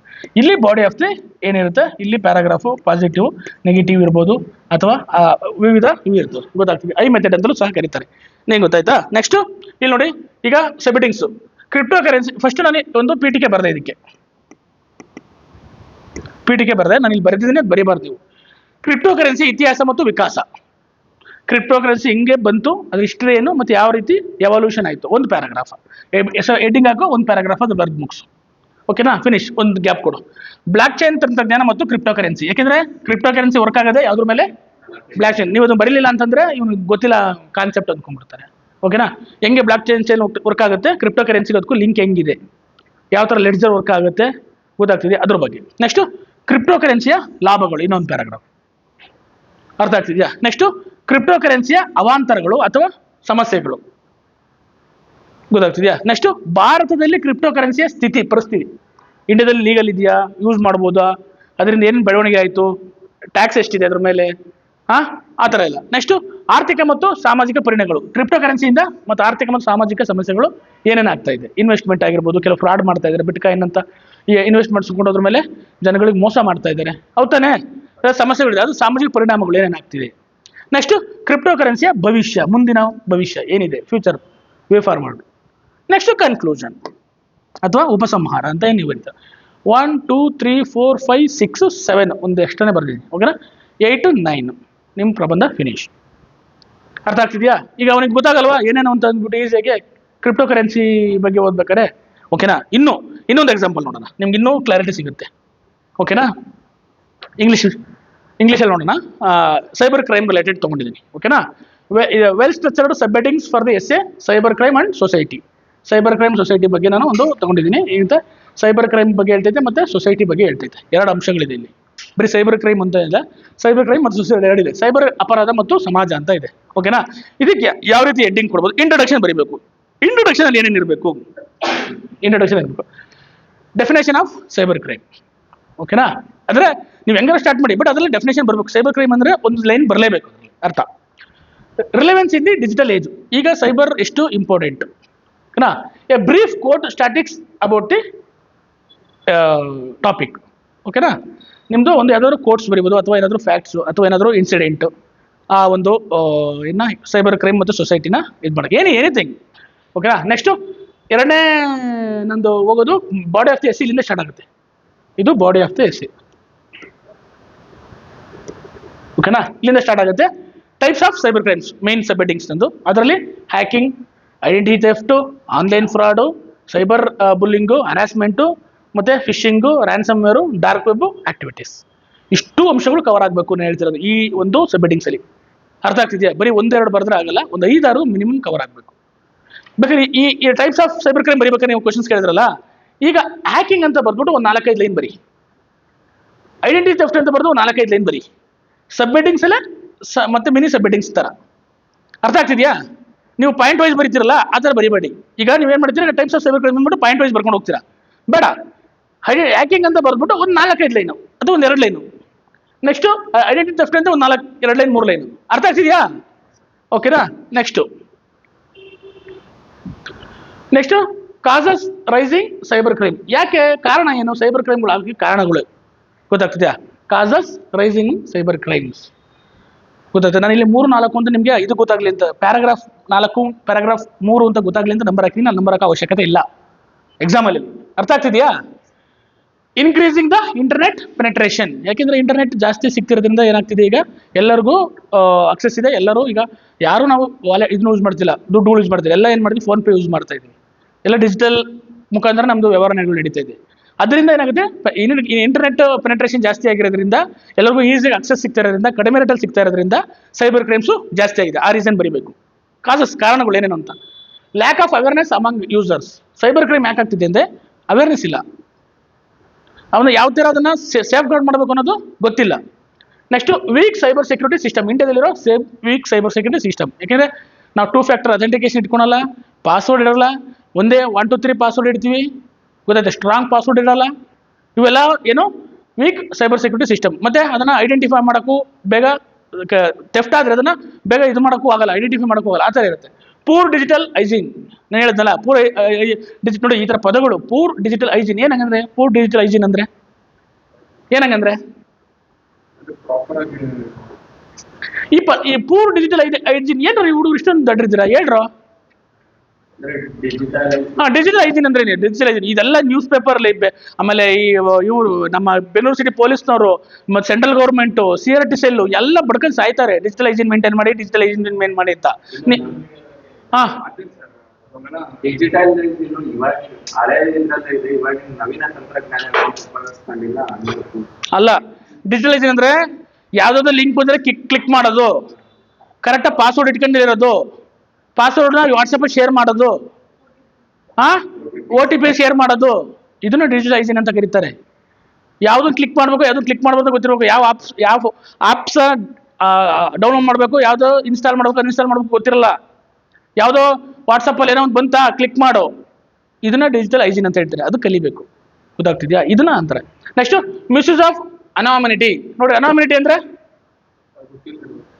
ಗೊತ್ತಿರೋ ನೋಡ್ರಿ, ಎಕ್ಸಾಂಪಲ್ ಹೇಳ್ತೀನಿ, ಈ ಥರ ಪದಗಳು ಗೊತ್ತಿರಬೇಕು. ಸೈಬರ್ ಅಪರಾಧಗಳಲ್ಲಿ ಅಪರಾಧಿಗಳು ತಮ್ಮ ಅಜ್ಞಾತತೆ ಬಳಸಿಕೊಂಡು ತಂತ್ರಜ್ಞಾನವನ್ನು ದುರುಪಯೋಗಿಸಿಬಿಡುತ್ತಾರೆ. ಎಲ್ಲೋ ಕೂತ್ಕೊಂಡು ತಂತ್ರಜ್ಞಾನ ಯೂಸ್ ಮಾಡಿಕೊಂಡು ಹ್ಯಾಕ್ ಮಾಡೋದು, ಅದಕ್ಕೆ ಅನಾಮಿನಿಟಿ ಅಂತ ಕರೀತಾರೆ. ಗೊತ್ತಾ? ಏನಂದ್ರೆ ಅಜ್ಞಾತತೆ ಅಂತ ಕರೀತಾರೆ. In cyber crimes criminals misuse the technology by taking a advantage of their anonymity. ಇದು ಇದರಲ್ಲಿ ಕೇಳ್ತಾರೆ ಏನಂತ, ಗ್ರೂಪ್ ಸಿನಲ್ಲಿ ಏನು ಅನಾಮಿನಿಟಿ ಅಂತ ಅಂದ್ಬಿಟ್ಟು ಒಂದು ವರ್ಡಲ್ಲಿ ಕೇಳ್ತಾರೆ. ಅಥವಾ ನಿಮಗೂ ಇದರಲ್ಲಿ ಟ್ರಾನ್ಸ್ಲೇಷನ್ ಮಾಡ್ಬೇಕಾದ್ರೆ ಈ ಪದ ಬಂತು ಅಂದರೆ ಗೊತ್ತಿರಬೇಕು, ಅಜ್ಞಾತತೆ ಅಂತ ಅಂದ್ಬಿಟ್ಟು. ಎಲ್ಲೋ ಕೂತ್ಕೊಂಡು ಮಾಡೋದು, ಅರ್ಥ ಆಗ್ತಿದೆ? ಅಜ್ಞಾತವಾಸಿ ಆದ ಅಂತ ಅಂತಾರೆ, ಗೊತ್ತಾ? ಎಲ್ಲೋ ಕೂತ್ಕೊಂಡು ಕಾಣ್ದಂಗಿರೋದು ಅಂತ. Next impact of cyber crimes on society ಮೇಲೆ ಯಾವ ರೀತಿ ಸೈಬರ್ ಕ್ರೈಮ್ ಏನಾಗ್ತದೆ, ಪರಿಣಾಮ ಬೀರ್ತಿದೆ ಅಂತ. ಪರ್ಸನಲ್ ಆ್ಯಂಡ್ ಫೈನಾನ್ಷಿಯಲ್ ಲಾಸಸ್ ಆಗ್ತಾ ಇದೆ ಅಲ್ವಾ? Mental health and effects on victims ಆಗ್ತಾ ಇದೆ. ಥ್ರೆಟ್ ಟು ನ್ಯಾಷನಲ್ ಸೆಕ್ಯೂರಿಟಿ ಆಗ್ತಾ ಇದೆ. ಓಕೆನಾ? ಯಾಕ್ರ ಪೆನ್ನ loss of the trust in the digital system. ಎಷ್ಟೋ ಜನಕ್ಕೀಗ ಫ್ರಾಡ್ ಆಗಿ ನಂಬಿಕೆನ ಕಳ್ಕೊಂಡ್ಬಿಟ್ರೆ, ಫೋನ್ ಪೇನೇ ಯೂಸ್ ಮಾಡಲ್ಲ ಎಷ್ಟೋ ಜನ ಅಲ್ವಾ? ಆ ಥರ ಆಗ್ಬಿಡುತ್ತೆ. ಬಟ್ ಅದು ಪ್ರಾಬ್ಲಮ್ಮೇ ಅಲ್ವಾ? ಹಿಂಗೆ. Next social and moral degradation. ಗೊತ್ತಾಗ್ತದೆ, ಸೊಸೈಟಿ ಮೇಲೆ ಅಥವಾ ಸಿಸ್ಟಮ್ ಮೇಲೆ ನಮಗೆ ನಂಬಿಕೆ ಕಳ್ಕೊಂಡ್ಬಿಡ್ತದೆ. ಯಾಕೆಂದರೆ ಎಷ್ಟು ಸೈಬರ್ ಕ್ರೈಮ್ ಆಯಿತು, ಒಂದು ಹಣ ವಾಪಸ್ ಬರಲಿಲ್ಲ ಅಂತಂದರೆ ಅವನು ಹೆಂಗೆ ನಂಬ್ತಾನೆ ಅಲ್ವಾ? ಈ ಥರ ಸೊಸೈಟಿ ಮೇಲೆ ಪರಿಣಾಮ ಬೀರುತ್ತೆ. ಗೊತ್ತಾಗ್ತದೆ? ಈ ಥರ impact on cyber crime on society ಹಾಕೊಂಡು ಬರೀಬೇಕು. ಓಕೆನಾ? Next vulnerable sections of the society. ಯಾರು ಅದಕ್ಕೆ ಅಫೆಕ್ಟ್ ಆಗ್ತಾರೆ, ಯಾರು ಬೇಗ ಅದಕ್ಕೆ ತೊಂದರೆಗೊಳಗಾಗ್ತಾರೆ, ಗೊತ್ತಾಗ್ತದೆ? ಯಾರು ಫಸ್ಟ್ ತೊಂದರೆಗೊಳಗಾಗ್ತಾರೆ ಈ ಸೈಬರ್ ಕ್ರೈಮ್ಸಿಂದ ಅಂದರೆ ಫಸ್ಟು ವುಮೆನ್ ಆ್ಯಂಡ್ ಚಿಲ್ಡ್ರನ್ಸ್. ಯಾಕೆಂದರೆ ಸೈಬರ್ ಬುಲ್ಲಿಂಗು, ಅವ್ರನ್ನ ನ್ಯೂಡಿಟಿ ಆಗಿರ್ಬೋದು, ಮತ್ತು ಈ ಫೇಸ್ಬುಕ್ಕಲ್ಲಿ ಅವ್ರದ್ದು ಪೋಸ್ಟ್ಗಳನ್ನ ಪೋಸ್ಟ್ ಮಾಡಿ ಅವ್ರನ್ನ ಹ್ಯಾರಾಸ್ಮೆಂಟ್ ಮಾಡೋದಾಗಿರ್ಬೋದು, ಥ್ರೆಟನ್ ಮಾಡೋದಿರ್ಬೋದು, ಫಾಲೋ ಮಾಡೋದಿರ್ಬೋದು, ಕೆಟ್ಟ ಕಮೆಂಟ್ ಹಾಕೋದಿರ್ಬೋದು, ಟ್ರೋಲಿಂಗ್ ಇರ್ಬೋದು, ಎಲ್ಲವೂ ಸಹ ಮಾರ್ಫಿಂಗ್ ಆಗಿರ್ಬೋದು. ಇವೆಲ್ಲ ಎಲ್ಲಿ ಬರುತ್ತೆ? ವುಮೆನ್ ಆ್ಯಂಡ್ ಚಿಲ್ಡ್ರನ್ ಇದರಲ್ಲಿ ಬರುತ್ತೆ. ಗೊತ್ತಾಗ್ತಿದೆಯಾ? ಯಾರು ಫಸ್ಟು ವಿಕ್ಟಿಮ್ಸ್ ಆಗ್ತಾರೆ ಅಂತಂದರೆ ವುಮೆನ್ಸ್ ಆ್ಯಂಡ್ ಚಿಲ್ಡ್ರನ್. ನೆಕ್ಸ್ಟ್ ಬರೋದು ಎಲ್ಡರ್ಲಿ ಪೀಪಲ್. OTP ಕಳಿಸಿ ಕಣ ಕಳ್ಕೊಳ್ಳಿ, ಅರ್ಥ ಆಗ್ತಿದೆಯಾ? ಈ ರೀತಿ ಆಗ್ತಾ ಇರುತ್ತೆ. ನೆಕ್ಸ್ಟ್ ಎಲ್ಡರ್ಲಿ ಪೀಪಲ್ ತುಂಬ ಜನ ನೋಡಿಬೇಕಾದ್ರೆ ನೀವು ಸೈಬರ್ ಕ್ರೈಮ್ಸಿಗೆ ಒಳಗಾಗೋದು ಯೂಶಲಿ ಇವರೇ. ನಮ್ಮ ಹಳ್ಳಿ ಜನ ಯಾರು ಬಿದ್ದಿರಲ್ಲ ನನಗೆ ನೋಡ್ಬೇಕಾರೆ, ಗೊತ್ತಾಗ್ತಿದ್ಯಾ? ಮೊಬೈಲ್ ಯೂಸ್ ಮಾಡ್ತಾರೆ ಅವರು, ಈ OTP ಕ್ಲಿಕ್ ಮಗ ನಂಗೆ ಗೊತ್ತಾಗ್ತಿಲ್ಲ ಕಣೋ ಅಂತ ಅಂದ್ಬಿಡ್ತಾರೆ, ಅರ್ಥ ಆಗ್ತಿದ್ಯಾ? ಅವರು ಬುದ್ಧಿವಂತರು, ಗೊತ್ತಾಯ್ತಾ? ತುಂಬ ಜನ ಫ್ರಾಡಿಗೆ ಒಳಗಾಗೋದು ಹಳ್ಳಿ ಜನ. ನೀವು ನೋಡಿದ್ರಿ ಯೂಶಲಿ ಹಳ್ಳಿ ಜನ ಯಾರು ಫ್ರಾಡಿಗೆ ಒಳಗಾಗಿಲ್ಲ, ಎಲ್ಲ ಸಿಟಿರೇ ಆಲ್ಮೋಸ್ಟ್ ಆಲು. ಕರೆಕ್ಟಾ? ನೀವು ನೋಡಿ, ನಾನು ನೋಡಿ ಸೈಬರ್ ಕ್ರೈಮಲ್ಲಿ ನೋಡಿರ್ತೀವಲ್ಲ, ತುಂಬ ಜನ ಬರೋದೆಲ್ಲ ಗೊತ್ತಿರೋರು, ಅಫಿಷಿಯಲ್ಸು, ಮತ್ತು ನಾಲೆಡ್ಜ್ ಇರೋರು ತುಂಬ ಒಳಗಾಗಿರ್ತಾರೆ. ಗೊತ್ತಾಗ್ತಿದೆಯಾ? ಇನ್ವೆಸ್ಟ್ ಮಾಡಿ ಡಬಲ್ ಮಾಡ್ಕೊಡ್ತೀವಿ ಅದು ಇದು. ಆಮೇಲೆ ಟೆಲಿಗ್ರಾಮ್, ನಮಗೊಂದು ಸ್ಟೂಡೆಂಟ್ಸ್ ಎಷ್ಟು ಜನ ಮೆಸೇಜ್ ಹಾಕೋರು, ಸರ್ ನಾನು ಟೆಲಿಗ್ರಾಮಲ್ಲಿ ಯಾವುದೋ ಜಾಬ್ ಕೊಡಿಸ್ತೀವಿ ಅಂತ ಅಂದ್ಬಿಟ್ಟು ದುಡ್ಡು ತಗೊಂಡ್ರು ಸರ್, ಇನ್ವೆಸ್ಟ್ಮೆಂಟ್ ಮಾಡಿ 2,000 ಇನ್ವೆಸ್ಟ್ ಮಾಡಿ ನಾಳೆಗೆ 4,000 ಬರುತ್ತೆ ಅಂತ ಕಳ್ಕೊಂಡ್ವಿ. ಆಮೇಲೆ ಯಾವುದೋ ಈ ಟೆಲಿಗ್ರಾಮ್ಗಳಲ್ಲಿ ಬರ್ತವೆ, ಹೋಗಿ 5 ಸ್ಟಾರ್ ಕೊಡಿ ನಿಮ್ಗೆ 100 ರೂಪಾಯಿ ಕೊಡ್ತೀವಿ, ಆ ಥರದ್ದು. ನಿಜ, ಆ ಥರದ್ದು ಅವೆಲ್ಲ ಫಸ್ಟ್ 2-3 ಸತಿ ನೀನು ಮಾಡು, 100-200 ರೂಪಾಯಿ ಹಾಕ್ತಾರೆ. ಆಮೇಲೆ ಏನು ಮಾಡ್ತಾರೆ, ಇನ್ನೊಂದು ಟೆಲಿಗ್ರಾಮ್ ಗ್ರೂಪಿಗೆ ಕರ್ಕೊಂಡು ಹೋಗ್ತಾರೆ ನಿನ್ನ. ಇಲ್ಲಿ 5,000 ಹಾಕು 10,000 ಬರುತ್ತೆ ಅಂತ ಏನು ಮಾಡ್ತಾರೆ, ನೀನು ಏನಾದ್ರೂ ಅವರು ಅಮೌಂಟ್ ಹಾಕಿರ್ತಾರೆ, ನೀನು 200 ರೂಪಾಯಿ ತಗೊಂಡು ಸುಮ್ಮನೆ ಆಗ್ಬಿಟ್ರೆ ಅವತ್ತು 200 ರೂಪಾಯಿ ವರ್ಕೌಟ್ ಆಯ್ತು ಅಂತ ಸುಮ್ಮನೆ ಆಗಬೇಕು. ನಾನೇ ಎಷ್ಟೋ ಸತಿ ಮಾಡಿದ್ದೀನಿ ಆ ಥರ. ಬರುತ್ತೆ, ಲಿಂಕ್ ಕ್ಲಿಕ್ ಮಾಡ್ತೀನಿ. ಗೊತ್ತಾ ನನಗೆ ಸೈಬರ್ ಕ್ರೈಮ್ ಯಾವ ಥರ ಆಗುತ್ತೆ ಅಂತ ಗೊತ್ತು ನನಗೆ. ನನ್ನ ಪೊಲೀಸ್ ಫೋಟೋ ಇರುತ್ತೆ ನನಗೆ DP ನಲ್ಲಿ, ಆದರೂ ಹಂಗೆ ಮೆಸೇಜ್ ಮಾಡ್ತಾರೆ. ನಿಜ. ಎಷ್ಟು ಸತಿ ನಾನು 350 ರೂಪಾಯಿ ಒಂದ್ಸತಿ, 220 ರೂಪಾಯಿ ಒಂದ್ಸತಿ ಎಲ್ಲ ಚೆನ್ನಾಗಿ ಕರ್ಕೊಂಡಿದ್ದೀನಿ. ಅರ್ಥ ಆಗ್ತಿದೆ ಅವ್ರ ಹತ್ರ. ಏನ್ ಮಾಡ್ತೀನಿ ಗೊತ್ತಾ, ಅವ್ರು ಕಳಿಸ್ತಾರೆ ಲಿಂಕ್, ನಿಮ್ are interested in working with ಅದೇನೇನು ಇಂಗ್ಲೀಷಲ್ಲಿ ಹಾಕ್ತಾರೆ, ನಾನು ಎಸ್ ಅಂತ ಹಾಕೋದು, ಆಮೇಲೆ ಒಂದು ಲಿಂಕ್ ಕಳಿಸ್ತಾರೆ, ಜಾಯಿನ್ ಟೆಲಿಗ್ರಾಮ್ ಗ್ರೂಪ್ ಅಂತ, ಟೆಲಿಗ್ರಾಮ್ ಜಾಯ್ನ್ ಆಗೋದು. ಆಮೇಲೆ ಅವರೊಂದು ಲಿಂಕ್ ಕಳಿಸ್ತಾರೆ, ಲಿಂಕ್ ಹೋಗಿ 5 ಸ್ಟಾರ್ ಕೊಟ್ಟು ಸ್ಕ್ರೀನ್ ಶಾಟ್ ಹಾಕಿ ಅಂತ ಅಂದ್ಬಿಟ್ಟು ಹೋಗ್ತೀನಿ, ಆ 5 ಸ್ಟಾರ್ ಹಾಕ್ಬಿಡ್ತೀನಿ, ಅದಕ್ಕೆ ಒಂದು ಗೂಗಲ್ ರಿವ್ಯೂ ಹಾಕ್ಬಿಟ್ಟು ಆ ಸ್ಕ್ರೀನ್ ಶಾಟ್ ಹಾಕ್ತೀನಿ. ನಿಮ್ಮ ಇದನ್ನ ಕಳಿಸಿ ಅಂತಾರೆ, ಅಕೌಂಟ್ ನಂಬರ್ ಕಳಿಸಿ, ಅಕೌಂಟ್ ನಂಬರ್ ಕಳಿಸಿ, ಫೋನ್ ಪೇ ಮಾಡಿರ್ತೀನಿ, ಫೋನ್ ಪೇ ನಂಬರ್ ಕೊಡ್ತೀನಿ. ಫೋನ್ ಪೇ ನಂಬರ್ ಕೊಟ್ಟಾಗ ಅವರು ಆಮೇಲೆ ಇನ್ನೊಬ್ರು ಮ್ಯಾನೇಜರ್ ನಿಮ್ಮ ಹತ್ರ ಮಾತಾಡ್ತಾರೆ, ಅದು ಇದು ಅಂತ ಅಂದ್ಬಿಟ್ಟು ಇನ್ನೊಂದು ಟೆಲಿಗ್ರಾಮ್ ಗ್ರೂಪ್ ಕರ್ಕೊಂಡು ಹೋಗ್ತಾರೆ, ಅಲ್ಲಿ ಸುತ್ತಾಡಿಸ್ತಾರೆ ಅವರು. ನಾವು ಅದು ಕೊಡಬೇಕು, ಬಟ್ ಎಲ್ಲಿವರೆಗ ಸೇಫ್ ಝೋನ್ ನೋಡ್ಕೋಬೇಕು, ನಮ್ದು ಅಕೌಂಟ್ ನಮ್ಮ ಅಮೌಂಟ್ ಹೋಗುತ್ತೆ ಅನ್ನೋವರೆಗೂ ಸುಮ್ಮನಿರ್ಬೇಕು, ಆಯ್ತಾ. ಆಮೇಲೆ ಹಾಕೋದು, ಆಮೇಲೆ ಅವ್ರು ದುಡ್ಡು ಹಾಕ್ತಾರೆ, ಆಮೇಲೆ ಮತ್ತೆ ಇನ್ನೊಂದು ಟಾಸ್ಕ್ ಕೊಡ್ತಾರೆ, 200 ರೂಪಾಯಿ ನಿಮ್ಮ ಅಕೌಂಟಿಗೆ ಬರುತ್ತೆ, 100 ರೂಪಾಯಿ 200 ರೂಪಾಯಿ ಹಾಕ್ತಾರೆ ಫಸ್ಟು, ಆಮೇಲೆ ಇನ್ನೊಂದು ಕೊಡ್ತಾರೆ. ಆ ಟಾಸ್ಕ್ ಮಾಡಿದಾಗ ಅವಾಗ ಮತ್ತೆ 300 ರೂಪಾಯಿ ಕೊಡ್ತಾರೆ. ಹಿಂಗೆ ಮಾಡಿ 4ನೇದು ಏನು ಮಾಡ್ತಾರೆ, 1000 ರೂಪಾಯಿ ಇದೆ, ಈ ಥರದ್ದು ಏನೇನೋ ಹೇಳ್ತಾರೆ. ಅವಾಗ ನೀವು ಎಚ್ಚೆತ್ಕೊಂಡ್ಬಿಡ್ಬೇಕು, ಬೇಡ ಅಂತ ಅಂದ್ಬಿಟ್ಟು ಅಲ್ಲಿಗೆ ಎಲ್ಲ ಡಿಲೀಟ್ ಮಾಡಿ, ಅವರು ಗ್ರೂಪಿಂದ ಎಕ್ಸಿಟ್ ಆಗಿ ಎಲ್ಲ ಡಿಲೀಟ್ ಮಾಡಿ ಇಟ್ಬಿಡ್ಬೇಕು. ಅವಾಗ 350 ರೂಪಾಯಿ ಬಂದಂಗೆ. ಅರ್ಥ ಆಗ್ತಿದ್ಯಾ? ಬಟ್ ಭಾಳ ಕೇರ್ಫುಲ್ ಆಗಿ ಮಾಡಬೇಕು. ಈಗ ನಮಗೆ ಗೊತ್ತಿರೋದನ್ನ ಮಾಡ್ತೀನಿ, ನೀವು ಆಮೇಲೆ ಮಾಡ್ಕೊಂಡೆಲ್ಲ ತಗ್ಲಾಕ ಇರೋ ದುಡ್ಡ ಕಳ್ಕೊಂಡಿರ, ಹುಷಾರ್ ಅಷ್ಟೇ ಅಂತ. ಓಕೆನಾ? ನೆಕ್ಸ್ಟ್ ನೋಡೋಣ. ಈ ತರ ಎಲ್ಡರ್ಲಿ ಪೀಪಲ್ ತುಂಬಾ ಫ್ರಾಡ್ಗಳಾಗ್ತಾರೆ. ಮತ್ತೆ ಸ್ಮಾಲ್ ಬಿಸ್ನೆಸ್ ಅಂಡ್ ಓನರ್ಸ್, ಗೊತ್ತಾಗ್ತಿದ್ಯಾ? ಹಳ್ಳಿ ಕಡೆ ಇದ್ದೀನಿ, ಈ ಬೀದಿ ವ್ಯಾಪಾರಿಗಳು ಅವರು ತುಂಬಾ ಇದಾಗ್ತಾರೆ. Next students and job seekers, ಹೇಳಿದ್ನಲ್ಲ, ನಮ್ಮ ಸ್ಟೂಡೆಂಟ್ಸ್ಗಳು ಜಾಬ್ ಕೊಡಿಸ್ತೀವಿ ಅಥವಾ ಏನೋ ಇನ್ವೆಸ್ಟ್ಮೆಂಟ್ ಮಾಡ್ತೀವಿ, ಇರೋ ದುಡ್ಡನ್ನೇ ಡಬಲ್ ಮಾಡ್ಕೊಡ್ತೀವಿ ಅನ್ನೋ ಇದಕ್ಕೆ ಒಳಗಾಗ್ಬಿಡ್ತಾರೆ. Next government measures and tackle cyber crime. Government ಏನೇನು ಕ್ರಮ ಕೈಗೊಂಡಿತ್ತೆ ಇದನ್ನ ಟ್ಯಾಕಲ್ ಮಾಡೋಕ್ಕೆ? ಸೈಬರ್ ಕ್ರೈಮ್ ಸೆಲ್ಸ್, ಗೊತ್ತಾಗ್ತಿದೆಯಾ? ಇನ್ಫಾರ್ಮೇಶನ್ ಟೆಕ್ನಾಲಜಿ ಆಕ್ಟ್ ಇದೆ, digital India and cyber Surakshita Bharat ಕೇಳಿದೆ, CRTN ಕೇಳಿದಿರಾ? CRTN ವೆರಿ ಇಂಪಾರ್ಟೆಂಟ್, ಗೊತ್ತಾಗ್ತಿದೆಯಾ? ಇದು national nodal agency for under the ministry of electronics and information technology, ಮೈಟಿಯಲ್ಲಿ ಬರುತ್ತೆ. Government of India its role to protect India cyber space by the responding cyber attacks, threats and incidents, ಗೊತ್ತಾಗ್ತಿದೆಯಾ? ಇದ್ರ ಮೇಲೆ questions ಬಂದಿದೆ, ರೀಸೆಂಟಾಗಿ note ಮಾಡಿ ಇಟ್ಕೊಳ್ಳಿ, ಓಕೆನಾ? CRT ನಲ್ಲಿ. Next awareness campaign by the police and NGOs, ಓಕೆನಾ? Next role of police and law enforcement, ಗೊತ್ತಾಗ್ತಿದ್ಯಾ? ಮತ್ತೆ ಅದರಲ್ಲಿ ಸೈಬರ್ ಇನ್ವೆಸ್ಟಿಗೇಷನ್ ಬರುತ್ತೆ, ಡಿಜಿಟಲ್ ಫೊರೆನ್ಸಿಕ್ ಬರುತ್ತೆ. ಇದೆಲ್ಲ ತುಂಬ ಇದೆ, 1600 1200 ವರ್ಷ ಬರುತ್ತೆ. ಇದರಲ್ಲಿ ಬೇಕಾದ್ರೆ ಇದು ಮಾಡಿ ರೆಡ್ಯೂಸ್ ಮಾಡ್ಕೊಳ್ಳಿ. ನಾನು ಸಬ್ಹೆಡಿಂಗ್ಸ್ ತೋರ್ಸಕ್ಕೆ ನಿಮ್ಗೆ ಸೈಬರ್ ಕ್ರೈಮ್ ರಿಲೇಟೆಡ್ನೇ ಎಷ್ಟು ಥರ ಬರಿಬೋದು ಅನ್ನೋದನ್ನ ತೋರ್ಸೋಕ್ಕೆ ನಾನು ಇಲ್ಲಿ ನಿಮಗೆ ಎಕ್ಸ್ಪ್ಲೈನ್ ಮಾಡಿದ್ದೀನಿ. ಅರ್ಥ ಆಗ್ತಿದೆಯಾ? ಎಷ್ಟು ಥರ ಪ್ಯಾರಾಗ್ರಾಫ್ ಬರಿಬೋದು ಅನ್ನೋದು. ಇದರಲ್ಲಿ ನೀವು 1-2 ಪ್ಯಾರಾಗ್ರಾಫ್ ಎಗರಿಸ್ಬೋದು, ಓಕೆನಾ? 600 ವರ್ಡ್ಸಲ್ಲಿ ನೀವು ಬರಿಬೇಕು ಅಂತಂದರೆ.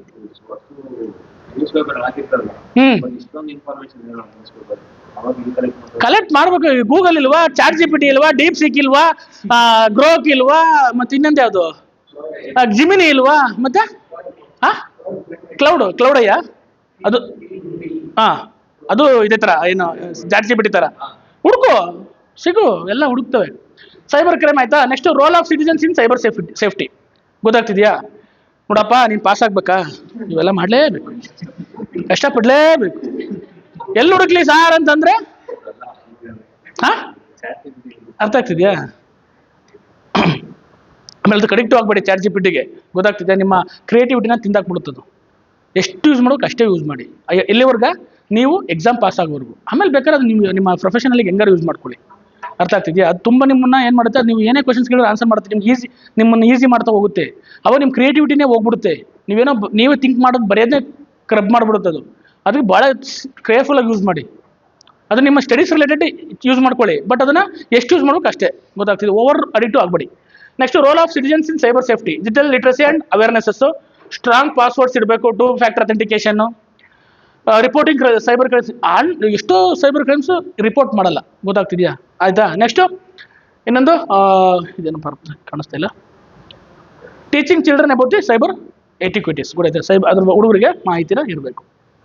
Next international cooperation cyber security ಏನೇನು ಇರಬೇಕು ಅಂತ ಹೇಳಿದ್ದೀನಿ. ಮತ್ತು ಚಾಲೆಂಜಸ್ ಹೆಡ್, ಮುಂದೆ ಏನೇನು ಚಾಲೆಂಜಸ್ ಬರುತ್ತೆ ಅದು ನೀವು ನೋಡ್ಕೊಳ್ಳಿ. ಮತ್ತು ಸಜೆಷನ್ ಆ್ಯಂಡ್ ಸೊಲ್ಯೂಷನ್ಸು, ಕನ್ಕ್ಲೂಷನ್ನು. ಇಷ್ಟು ಥರ ನೀವು ಏನು ಮಾಡ್ಬೋದು, ಬಾಡಿ ಆಫ್ ದಿ ಎಸ್ಸೆನ ಬರಿಬೋದು, ಓಕೆನಾ? ಈ ಥರ ಸಬ್ಹೆಡಿಂಗ್ಸ್ ಹಾಕಿ ಬರಿಬೋದು, ಓಕೆನಾ? ಈಗ ಇದಿದೆ ಸಬ್ಹೆಡಿಂಗ್ಸ್, ನಾನೆಲ್ಲ ನಿಮಗೆ ತೋರಿಸಿದ್ದೀನಲ್ವಾ, ಇದನ್ನೇ ಒಂದು ಬಾಡಿ ಆಫ್ ದಿ ಎಸ್ಸೆ ಬರೀರಿ, ಓಕೆನಾ?